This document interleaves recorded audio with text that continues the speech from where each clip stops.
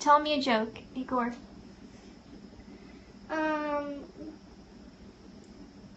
why did the chicken cross the asteroid belt? Why? Because it wanted to bump into asteroids.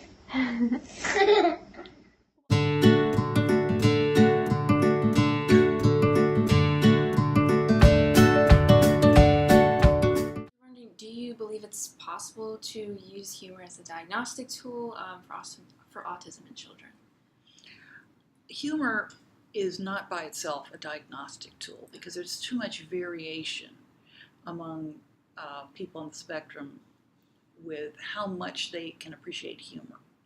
That said, if I see a young person of a certain developmental level and I see that their humor is either lacking or very delayed, it's one of the things I would put into thinking about how socially developed they are.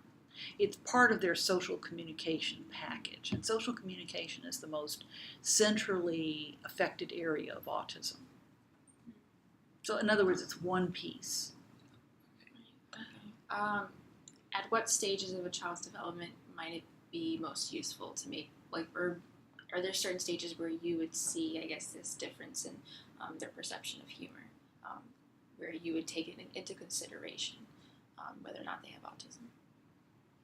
Well, kids who have autism develop just like other kids develop, and so the way autism looks when you're 3 or 5 is different from the way it looks when you're 12 or 15 or 25 or 40.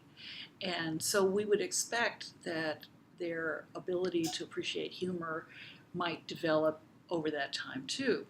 Now, let's say you have a child who laughs when his sister falls down and gets hurt. Is that a deficit of humor, or is that a deficit of empathy?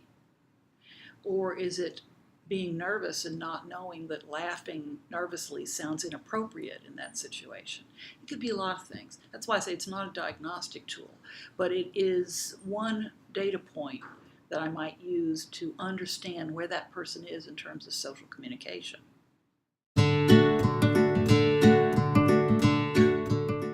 Now let's turn to the research. One study comparing preschool children with autism to typically developing children found that the frequency of laughter did not differ between these two groups. However, the context in which autistic children laugh did differ, specifically in that autistic children laughed more in socially inappropriate situations and engaged in more non-shared laughter.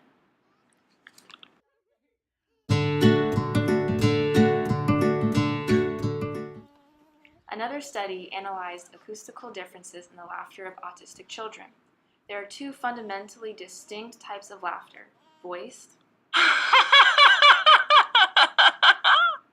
and unvoiced. Only voiced laughter is associated with a positive internal state. Researchers found that autistic children display only voiced laughter, which means they laugh to show their inner emotional state rather than to feel included in a social context.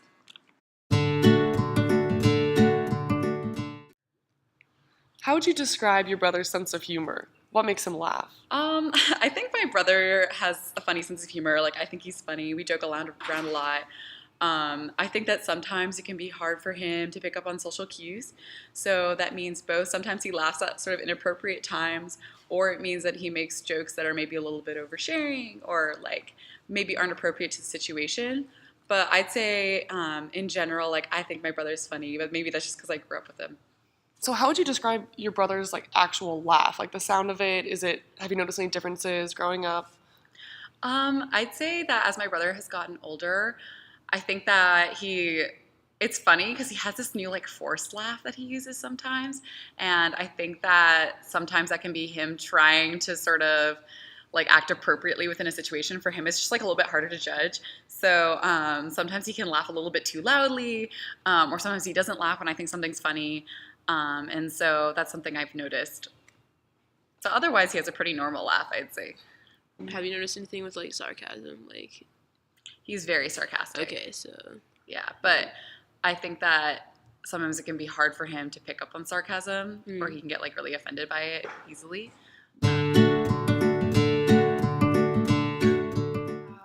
How does an autistic individual's perception of humor affect their social interactions? Like, does this alienate or isolate them in any way? Well, as I said earlier, if you have difficulty knowing when someone is joking or if they're being sarcastic towards you, you never know whether people are being nice to you or they're being mean to you. So one of the things that happens to children a lot is they get bullied. And bullies are quick to take advantage of a child who doesn't have very good social perception and social judgment.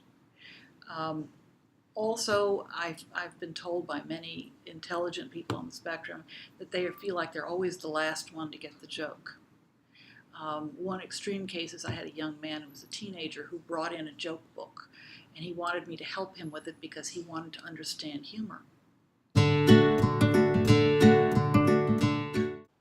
One study focused on the difference between understanding cartoons and jokes. The results showed that there is no difference between how autistic adolescents and typically developing adolescents comprehend humorous endings to cartoons. However, for jokes, which are often more abstract, there was significant difference. This can be explained through a cognitive flexibility impairment, where the individuals cannot simultaneously process the different components that make up humor, which are surprise and coherence.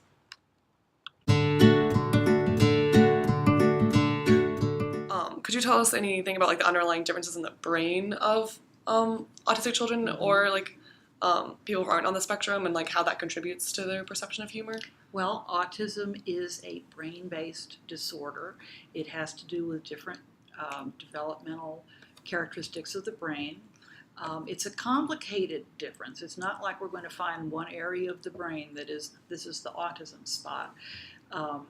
Actually, the brain develops and different parts of it come online as you get older. And we know that some of the parts in the early developing areas of the brain, like the amygdala and hippocampus, and some of those areas are different in kids with autism.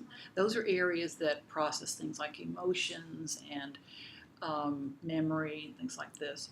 And as they get a little older, we see differences in particularly in the frontal lobe of the brain, which does a whole lot of things. It's the smart part of your brain that talks and that plans and thinks ahead and interprets what's appropriate to do and regulates your behavior and your emotions. So the frontal lobe probably has a lot to do with humor. And so I think that that's one of the reasons that we have difficulty with humor in many cases, is that they have difficulty processing those things rapidly enough in conversation.